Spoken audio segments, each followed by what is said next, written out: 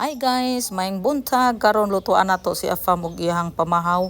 Mauna ni natay pancake, naatay kaning kuan spam na siya atong himuong omelet. Dayon naa dayon tay minggo mao na atong itoppings, mao na ato ang pancakes guys.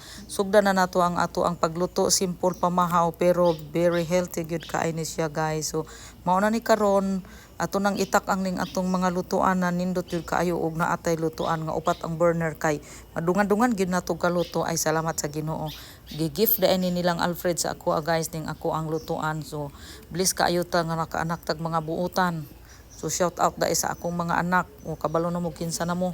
Katanaw ko aning tan-aw mo aning akong vlog. So thank you so much. Mao na ni ato nang ilunod ning ato ang omelet o maura na atong gisagol din ha. Dayon mao na ni hapit na gid maluto guys. So katong naay mga afam din ha, practice sad mo gluto mintras wa pa niabot inyong afam. So hinaot makatabang ni sa inyo gamay ning ato ang pagluto ron sa ato ang pamahaw. Mao na ni dayon ang ato ang ipares aning iyahang juice karon maghimo ta og kanang magblender ta og watermelon kay di magid na sila pwede gulay juice. So naara atong watermelon, charan nahuman na ang ato ang pagkaon karon, ready na ang pamahaw, ready to serve na. So thank you for watching. Ug giganahan mo sa atong vlog, palihog kog like, share ug i-hit ninyo ang notification bell button para ma-notify mo sunod natong vlog. Bye bye.